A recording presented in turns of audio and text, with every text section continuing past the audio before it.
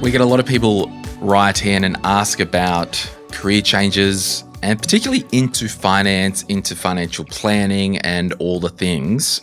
I think 2 days ago, I chatted with Phil Thompson. He was a guest host on the podcast, and Aimee, my guest today, came up in discussion.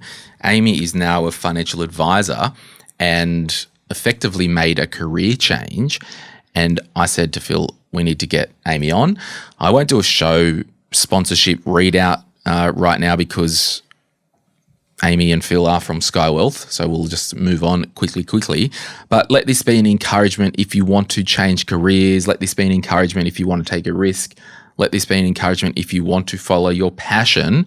Remember, it might not happen right away. You might just need to pull the trigger and get moving so it can happen in the time to come. My name's Glen James, joined by Aimee from Skye Wealth, and this is Money, Money, Money. You're listening to M3, Australia's OG personal finance podcast. If you're new here or just passing by, welcome. Grab a drink and check out a few episodes. If you're a regular, you know the drill. Strap in and behave. We've got visitors. Please do note that everything discussed in the show is general advice only, which I'm licensed to give, and there is a full disclaimer in the comments. M3 is brought to you by our show partner, Sphere Home Loans. Whether you're buying your first home, upsizing, investing, or reviewing your mortgage, Sphere's team of trusted mortgage brokers has you covered wherever you are in Australia. Check them out via the link in the comments or just search Sphere Home Loans right now or whenever the time comes. And remember, keep it in the family. My name is Glen James, former financial advisor, and I created this show to help you with money, investing, and at times life in a practical and entertaining way. It might not be the best show in the world, but every time I record, I aim to make it the best in your world. Thank you for listening. I know you've got a choice. I appreciate it that you're here. Welcome, Aimee. Thanks, Glen. Thanks for having me. So, you're currently, tell us what you're doing right now for a job. So, currently, I'm a provisional financial advisor. So Right. I'm in the second half of my professional year. And what does that mean? So, basically, requires a lot of study and training to become an advisor. So, I'm still in that training process. So, Yep. I'm in the second half of that now, but basically learning to be a fully qualified financial advisor. Yeah, awesome. And tell us a little bit about yourself, family life, all that stuff, just because I like to give people context to who people are. So I'm in my late 30s, most would say. I've got a husband and 2 young kids, 8 and 6. Kept very busy by them at home. Yeah. And Aimee came into the studio because she lives just outside of Newcastle. I do. So mid-30s, you're thinking, I need to make a career change. Yeah, so the reason for change came a lot earlier. So I actually started studying in 2013, I think it was, and it just took a long time after I finished my uni degree in 2019 to actually make the transition. So it's been a very long time coming. So what was your uni degree? So I did a double degree in law and financial services. Yeah. And I originally wanted to go down the path of law, and that's something that I wanted to do since school. But I think when I came to enroll in it, I decided that maybe it wasn't exactly what I wanted to do. So I threw the financial services in there for a second option. Yeah, okay. So just talk me through, what did you do when you first left school? I was working from at McDonald's at the time, and Yep. I was in the process of going into restaurant management. So I wasn't really keen on going straight to uni. I'd had enough of study after my HSC. So I stayed at Macca's, became a restaurant manager, and ran that restaurant up until I was about 24, I think. Yep. And then moved across to a government job in 2011. Yeah. What type of government job was it? I was working for Centrelink. Initially, it was just basically helping with emails and things in the families division. And then I moved into compliance and then further into fraud. Yeah. For most of my career with them. Yeah. Okay. So you started with Centrelink or the government when you were about 27? Yeah, I think, something Ish. like that. Yep. Ish. And then how long was it? And because, you land a Centrelink government job, the pay's pretty decent, right? And the conditions are okay? Yeah, conditions were pretty good. It was a flexible role that I was in. None of it was customer facing, so there was nothing like that. I was flexible with hours. It was good pay, but there was always something there that it wasn't what I wanted to do for the rest of my working career. And so I just always had that thought of I wanted something else. and it was trying to figure out what that something else was. And then you decided, I'm going to enroll in university. Correct. And was that, so this was obviously before you started creating Little People, or just before? Yeah, a few years before. Yep. Yeah. So, and did you do the university part-time, or did you go full ham and full-time it? full ham to start with. So Wow. I was working full-time. I took on uni full-time and did that full-time up until I had my first child, and then part-time work, part-time uni, and being a mum. Yeah, wow. And so, because I'm just trying to give as many people kind of encouragement as we go, when you said we're going to try and do full-time uni, what was the discussion with your husband? Yeah, it was very much a discussion of I'm going to have very little time on my hands. This is something that I want to do. Being a double degree, it was going to be a 5-year degree. If I did it full-time, if I went part-time, it was going to take a lot longer. And at that point, I'd planned on transitioning into a different career as soon as I'd finished, and so I wanted to get it over and done with. Yeah. I also went through UNE, who's do a lot of online study, and it was fully remote study. Is that University in New England? It is, yeah. And they had started doing 3 trimesters, so I could, rather than doing 4 units a semester, I would do 3 each semester and then use the 3rd trimester to do the other 2 to keep up that full-time load. So sort of spread it out a little bit more. And had you guys, did you have a house with a mortgage, or were you just renting at the time? At the time, we were renting. We were looking to get into the property market. And then 2 years after that, we brought our first house, and we're going to renovate that, and ended up completely demolishing it and rebuilding it. So that was... Oh, really? You did a knockdown rebuild? We did, yeah. So through one of the companies that... We knocked down the house ourselves, Yep. and we built the garage out the back by ourselves. Yep. And then we had Beechwood come in and Yep. build the house for us. Yeah, cool. So, yeah. So did you do the knockdown and rebuild and all that heavy stuff while you were studying full-time, or was it after? I think I took 1 semester off so that we could just get in and try and smash out that Yep. renovation. And then I got straight back into it as soon as we did what we needed to do in that build. Yeah. Are you enjoying the coffee? It is delicious. It's good, isn't it? Yeah, okay. So when you were working at Centrelink, I want to do something different. You had an interest in law. Yeah. Okay. What part of law did you have an interest in? I just loved the research side of it and going through it all, and then basically solving a puzzle. So you're trying to figure out how you're going to present a case. And I enjoyed that side of it and thought that that's something that I could do long term. But I just had a gut feeling that maybe it wasn't going to be for me. So, and the research gut feeling and all that, was it like barrister type law kind of? probably ultimately that's Yeah. where I would have wanted to end up. Yeah. But yeah, once I started getting into the law side of the degree, I enjoyed the financial services side of it so much more than the law. Yeah, okay. So when it got to the stage where I had to go back to work because you weren't doing uni full time, or did the job take your time, or did the starting a family take your time? It was the starting a family that sort of took up most time. Yeah. And I had 12 months of maternity leave with both kids. Oh, wow. So Awesome. I was able to get a little bit of study done around being a mum. Good luck. Yep. And then I went back to work part-time and Yeah. then did the uni part-time. So when people said, like, how do you do it? Like, how do you do it? How do you be a mum and study and do all the things and work part-time? I think it comes down to time management and discipline. You Yeah. need to know what you've got due. You need to know what you have to achieve each day and each week. You can't let it snowball to the end of a semester and realise that you've got a lot there. There were certainly stressful days where there was a lot of assignments due and things like that. My work was extremely flexible. I got study leave when I had exams and things like that.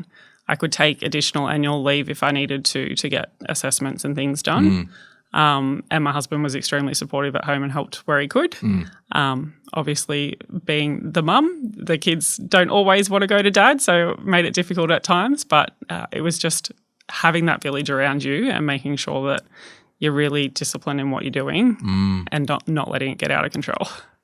So what year did you finish the degree? End of 2019. Yeah, okay, 2019. So basically you started the degree in about 2013. Yep. So, and this is the cool thing. It's like it's okay to just chip away. Yep. Because 100%. the time passes anyway, right? Yeah, exactly. And then in 2019, when you had completed the degree, the kids were starting to get a little bit older. What were you doing for work? Did you stay doing part-time government work? Yeah, so I was up to about 4 days a week then at that point, I think. When I'd finished my degree, my youngest was only 9 months old, so he was born in the March of 2019. And then I graduated in December. So he had still not started daycare. I hadn't actually returned to work from maternity leave when I'd finished that. And that was probably why I didn't make the transition straight away, was because any parents out there know that kids going into daycare are little germ balls for the first 6 months, and it becomes very disruptive trying to work for that 6 months. So I didn't want to try and transition to a completely different career, knowing that I was likely going to need to take time off with illnesses of children and myself and the likes. Yeah.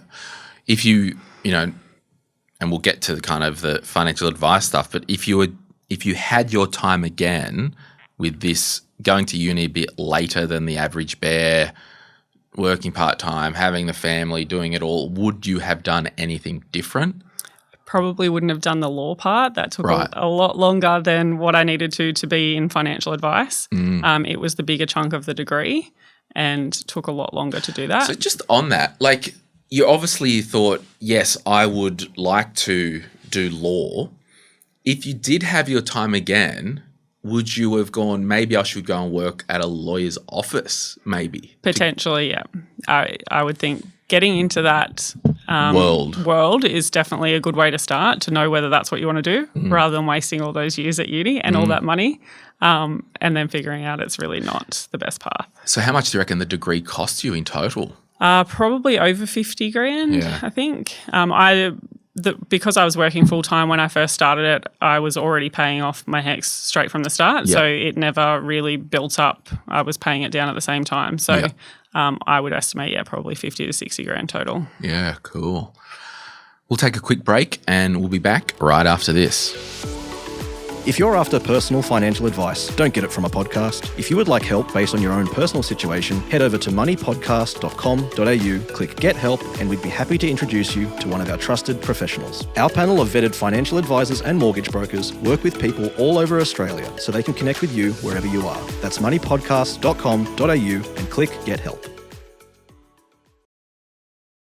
Before we get back into the show, I'd like to encourage you to protect your financial life. Now, what does that mean? It means having income protection insurance in place. It means having death cover in place if you do have debt or dependents. It means having your suite of personal insurances sorted. I know you insure your car. I know you insure your house. Why not insure you? I really want to encourage you to reach out to Skye Wealth. They support the podcast. They are specialist financial advisors who can look at your situation, walk through a heap of options personalized to you. It's usually far more comprehensive and competitively priced than going direct to your super fund. You must see a specialist financial advisor for your insurance. You can head to skye.com.au, that's skye.com.au, to book a complimentary 15-minute chat and the team can point you in the right direction. Like all good cults, we need a place to hang out together. That's our Facebook group. If you are going to join the Money Money Money podcast Facebook group, just put you heard about the group through the podcast and put this episode number that you're listening to. That way we know that you're not a spam account. Otherwise, you can catch me on Instagram at moneypodcast.aus. Thanks so much for listening. Thanks to Skye Wealth. Let's get back into the show.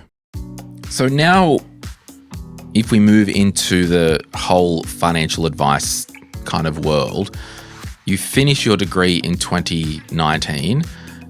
At that time, you were doing around 4 days a week government. Yep. You knew that the law thing wasn't your thing and that you wanted to move into financial services. Yep. What did you think you wanted to move into at that time? I wanted to be a financial advisor, but at that point in time, I was really thinking holistic advice. I wanted to do holistic. Yeah. And why financial advisor? I think with the uni degree, with the financial services side of it, there was a number of different subjects, but there was two that were financial planning and then developing a financial plan. And I absolutely love those subjects and everything involved in them, going through all the paraplanning type side of it, and then also having that plan completely developed and ready to present. And I just enjoyed every aspect of it. Yeah, okay.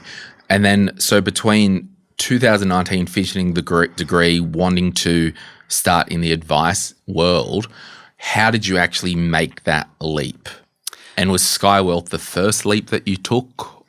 Yeah, so Skye Wealth was the first job that I had within the financial advice. And what year was that? That was last year. So yeah, that's what I thought, yeah. Okay, so that was 2024. Correct. You know, there's best part of 5 or 4 years where you had the degree, you had ticked that, you had the passion, you knew you wanted to make the move. Yep. Insert maybe a global pandemic in there for a hot minute.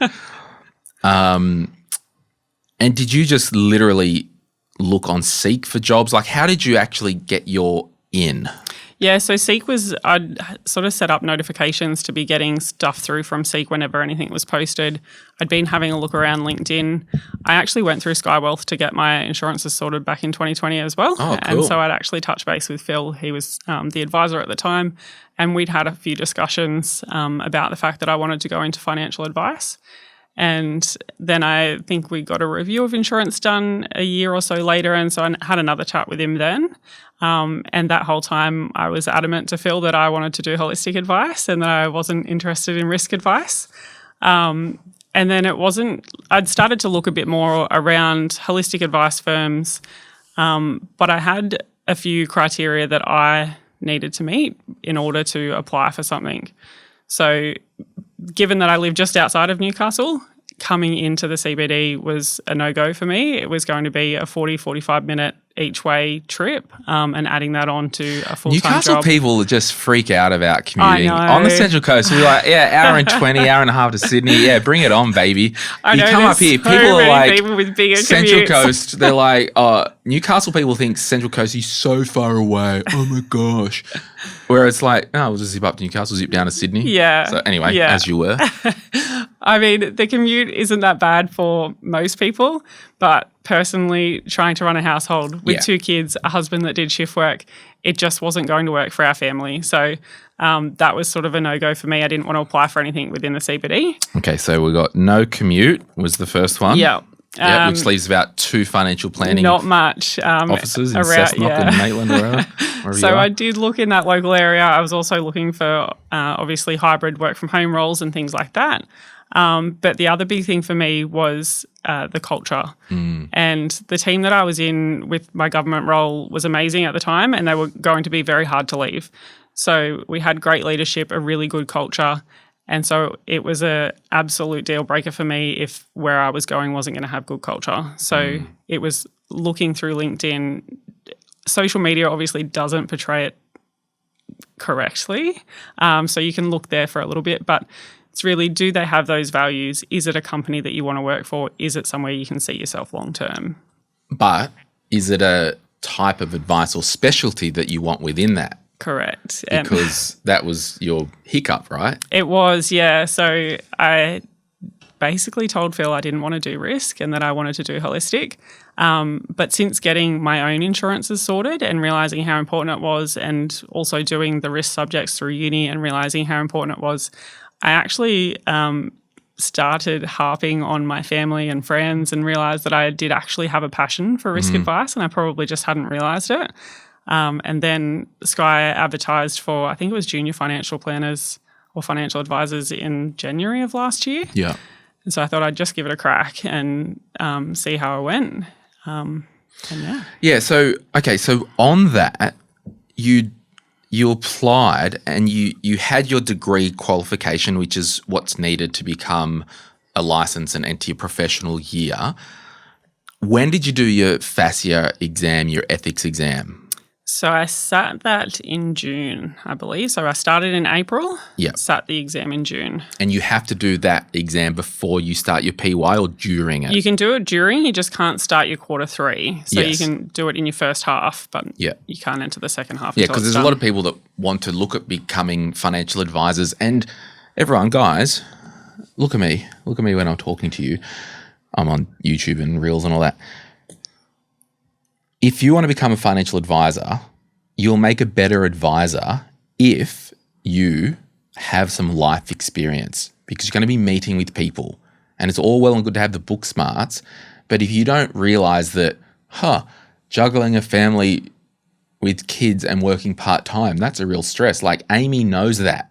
She has that life experience to bring into financial advice. So I think it's an encouragement for anyone to, if you do want to look at transitioning, we have to get a degree qualification that's relevant.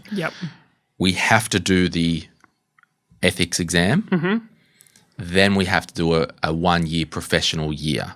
And that's a registered year. So you can't just go, I'm working at an office. You have to be enrolled in the professional year. Yes. Yeah. Yeah. So and track all of those hours. So you have to put the time in. Yes. But you've got the book smarts, awesome. You've got the life experience, awesome. Now you're getting the experience in the trenches in that niche area, which is awesome. Absolutely. So you would obviously be seeing clients. Yeah, so I now present advice on my own. I occasionally have Trent, who's my supervisor, come along to meetings. He reviews all of my advice before I deliver it. Yeah. But for the most part, I'm delivering advice on my own now. Yeah, I did a lot of insurance in my former business, and particularly I really like doing the small business and buy-sell insurance and succession planning and key person and, all that nerdy stuff. But for me, that's why I'll always harp on about it, where people need to get income insurance and life insurance. Heck, sure, Skye Wealth, they support the podcast, but if you're skeptical of me having a conflict and all that, go somewhere else. I don't care. Just go to a financial advisor and get it sorted for your family, because once you set up these policies for people, you really don't see the value of what you do for maybe a few years down the track. And I've been to funerals now of people who have died and they've collected policies for their family that I helped them set up. And it was just sure, they could have got it anywhere and I'm just a dude, but it was just that I've actually seen the benefit when you look at a young family, might have parents, young kids, mortgage. I've literally seen the difference with someone dying and having the mortgage cleared and $1 million left over so they don't have to return to work and can look after the kids, to no insurance in place, mortgage, mum or dad back to work. Straight away. No break. And it's just, and then on the trauma insurance side, I helped a friend, I think 18 months ago, 2 years ago, with a claim, full trauma claim for melanoma. That I'd set up in 2016 for her, and the income insurance. And this stuff changes lives. Absolutely. So, you hope that they never need it. But exactly. You want it to be there. Yeah. So what are you liking most about being in your current role? I think it's being able to have those straight up conversations with clients. A lot of them, especially around trauma insurance, you're constantly getting, do I really need this? And we've seen plenty come through the business with claims for trauma, and it's often young people that are quite healthy and don't realise that they need it. And then all of a sudden something catastrophic happens and they do need it. And so it's seeing those differences and really being able to have those conversations with clients and sort of telling them exactly, like you just said, you're not going to need a GoFundMe if you pass away if you've got these things in place. Your family has one less concern if something goes wrong. And so I think it's, really having those conversations with clients and helping them understand exactly what we do and why. Yeah. So you were after no commute, you were after culture, you wanted to get financial advice, then you started to learn more when you were chatting with Phil and he got you to start with him. What about and I'm not asking Aimee to tell everyone her salary because could be people at her work that listen. There could be just not relevant. However, did you have to take a bit of a pay hit once you actually made the leap from government role into a new profession, a new job in a more junior capacity? Yeah, I did. And part of the reason was probably 2 years prior, and probably one of the reasons that took me so long to jump across in the first place was that I'd got into a more senior role where I was. We were extremely busy through the pandemic, and so I kind of got bogged down in work. And collecting all that robo debt, eh? Well, collecting some other things. But I'd received promotions during that time, so I was on a pretty decent salary by the time I did apply to Skye, and I knew that if I wanted to get into this, I would need to take a pay cut in order for me to get to where I wanted to be. Thankfully, my husband had done an apprenticeship and he'd recently finished that, and so he had received a pay rise, and so it just worked nicely. Okay, there's a story there. He did a mature age apprenticeship. He did. Can you send him down next week? Sure. I will like to talk to him. He did, yeah. I think he must have been mid to late 30s when he started that. Awesome. Yeah. So what was he doing before the apprenticeship? So before that, he'd done just a lot of sort of labour-intensive roles. Yeah. He was working at a local aluminium smelter, driving trucks. Tomago? He was at Tomago, yeah. So he was, driving the trucks and things there. If you work at Tomago, Matt from IT, he's my cousin. So he was there first, and then he moved over to Westtrack to do his apprenticeship in auto electrics. Yeah. I will probably carve out jokingly that maybe a mature age apprenticeship in the mining industry might pay a little bit better than the run-of-the-mill one. Am I going out on a limb there? The apprenticeship itself wasn't really massively paid. Wow. Westtrack was probably one of the better ones around. Okay. But still, it was a massive pay drop for him to do that, and we just planned around that with our family, and that was kind of one of the other reasons why I didn't make the jump earlier. I knew I was going to need to take a pay cut, and at that time, I was the breadwinner essentially while he was earning less. Yeah, so you guys really rebuilt your income structures and careers into your 30s. Yep. Wow. We certainly had made no decisions out of high school as to what we wanted to be when we grew up. It took us a little while. Wow, that's amazing. Yeah. And what do you think, in terms of your career I can't say the word, trajectory, whatever it is. If you're a speech pathologist and you live in the Newcastle area or remote and you listen to this podcast and you hear words that I don't say correctly and you can do some online consulting, maybe slide into my DM because I'm acutely aware of my speech and one area I would like to lean into and get better at. Sidebar. The trajectory, the vibe, the up and to the right of your income, are you on track, do you think, of being able to at least be more than what you were on with your government role in the next 3 to 5 years? Yeah, definitely. Yep. And Skye's very open and upfront with that as well. I was open with them when I went there, saying that I could afford to take some level of pay cut, but I'd already done the math on where I felt I could afford to drop to and discuss that openly with them. And thankfully, we sort of were easily able to come to an agreement with that. And then they've got their career plans mapped out with very clear salary guidelines and things like that on it, so you can see exactly where you're headed at different stages. Yeah, it is. And that's why, I'll always refer people to Skye and you guys first because everyone's just on a fixed salary. It's not about let's sell the most insurance so I get more. You are on a pay band and this is your salary, whether someone takes the cover or not. Yeah. And it's just a really good, healthy environment. The wild thing is, because I know Trent will listen to this, it's so weird that you're on $400,000 a year and he's not. I know. It's so wild. Way more than Mr. Bacon. Gosh, what are you doing, Trent? So, I don't know. I just wanted to. I've pretty much asked everything I need to do. When's the professional year end for you? So we're just about to tick over into our fourth quarter. Yeah. And then, on track for probably a couple of months after that. I've probably only got maybe 200 hours, I guess, that I need to do in order to get my 1,500 hours. Yeah. And then what happens when you've done the logbook or whatever and the hours? What happens after that? Then it's really over to Trent and Phil. We're obviously self-licensed, so that sort of comes down to Phil with licensing as to whether they both think that I'm ready to be ticked off as a professional. So you'll in move the provisional. from provisional advisor to an authorised representative. Correct. Yeah. Yep. Yeah, cool. Is there anything that kind of you would say to anyone who is not 100% happy in their current job? Because I always like to, and tell me if this resonates with you, there is your job and there's your career. Yeah. And you can change jobs in your career. So maybe what would you say to someone that's not happy in their current job or even career, or just, a bit itchy or Yeah, whatever? I think it's about finding what resonates with you and what you think you can do long term. Obviously, most of us are going to work for a pretty decent chunk of our life, and you want to be able to enjoy that. You don't want to be going to a job that you don't want to turn up for every day.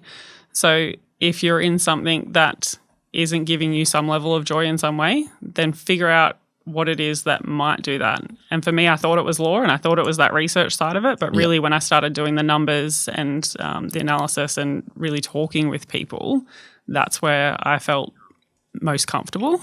Yeah. So it's trying to figure out those little things as to what you can build into a career and then making those changes. Your kids' ages, what are they again? 8 and 6. Yeah, 8 and 6. So effectively, you potentially both – is your husband around the same age? Yeah, 2 or 3 years older. Yeah. Yep. So mid to late 30s vibe. When you embarked on – so at age 27, you're like, I need to start uni. I want to make a change. Yeah. How long had you been with your husband?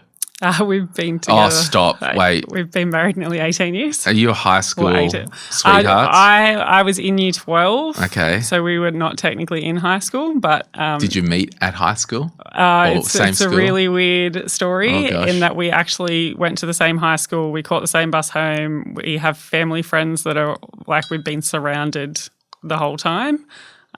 We actually sat on the same table of the quad but on opposite sides and just never really crossed paths. And then, I happened to pick a friend up after work one night from a party and he was there and recognised me from school straight up. So it's very... But you didn't recognise him? I did, okay, but he kind of spotted me and made a comment straight up. Okay, so when you were embarking on, I want to start uni and pivot my career, I'm 27, were the thought of children actively on your mind, or was it always like, oh, let's do this and then change? Kids have always been actively on our mind. I was 20 when we got married, so we'd been married for a long time at that point as well, and kids were always an option, but we knew that we wanted to be financially secure and have good direction before we brought any kids into the situation. Yeah. And so we knew we were both still trying to figure out what we wanted to be when we grew up and get that planned. So we were trying to get that at least started and on track before we went down the path of kids. So when you got married at 20 up until, call it 27, where you went to full-time uni, what was your financial priorities? To smash a mortgage or we travel? Still didn't have a mortgage at that point. We were trying to save for a mortgage. Yeah. We did a bit of travel. We really weren't very financially clever when we were younger. So we probably spent money on things that we really shouldn't have spent money on and just gotta blew live, it. right? Yeah, we were just, having fun in our 20s and enjoying that time of our lives with not a lot of financial direction, which is another reason why I think going into advice was something that I wanted to do and really helping that younger generation steer themselves through that life stage to get themselves sorted earlier. How important do you think it is when you are in that professional world to also have your own house in order? 100%, very important. Yeah. There's no point trying to preach to others about how to do things if you're not doing it yourself. You need to understand the process, you need to understand the sacrifices, you need to understand exactly what needs to happen in order to be able to have those genuine discussions with clients at the same time. Years ago, I had a lawyer on the podcast talking about wills and estate planning, and I found out after that this individual didn't have their own. Wow. And I called the boss and said, that individual's not coming on my podcast ever again until they get their own house in order. Yeah. because I just think that's cute, but sort your, if you're a plumber and your tap's leaking, I get it. Yeah. But fix it. Yep. Yep. Like we're all human, all that, but if you're doing what you do every day and you're doing it for other people and your own house is a freaking debacle, stop, because the authenticity of it goes out the window. Absolutely. Yeah. So what next in your financial life? So we have just sold our house recently. Ooh. So we are hopefully in the process of exchanging on a block of land this week. Great. And then we are going to scarily tackle living in a caravan at my parents' house for 12 months while we build. Yeah, gosh. So that's next for us. Have you picked out builders and all that? Or Yeah, so we've got a builder in mind. We've got our first tender. We're just going through the process of getting those plans changed to exactly what we want. Was it a new estate or like a infill or Yeah, no, it is a new estate, but it's sort of right at the back of that new estate, so it's a bit bigger than your average block of land in an estate these days. Yeah. So you got 12 months of caravanning, living. Yeah. Do you reckon you'll make it? I think we'll be fine. We do go in the caravan fairly often, and we've already got a month planned where we'll be on the road in the van, so we won't be at the house. My parents often caravan as well, so we'll have full use of the house as needed as well. So we will make it work so that we don't have to rent and pay for a mortgage at the same time. Well, good luck to you. Anything else that you wanted to add that you thought could be good to talk about? I would just say that if there's anybody out there that wants to get into financial advice, is already in the process of it, Skye is always looking for new talent. So please jump onto our website and have a look at what's there currently. Do you have like a careers section or whatever? We do, yeah. So skye.com.au/careers. Did Phil put you up to this? He did not, but we are always looking for new people. Yeah, okay. We would love friends at Skye. Yeah. And you heard of Skye through a podcast, did you? Yeah. It was through one of your podcasts that I originally heard of them. Basically, when I finished uni, I was trying to listen to a lot of those financial podcasts just to try and keep up my information while I was not jumping careers. Yeah. And I knew that I needed to get my insurances sorted, but like most people had put it at the bottom of my list. And then, heard of Skye and jumped on through there. Love it. Aimee, thank you so much for encouraging everyone and being so open and honest with your career story today. Thank you for having me. Remember, you might not have a complex financial plan, but you can always give some, save some, and spend some, preferably in that order if you can, and you'll be on your merry way. Thanks all. Bye.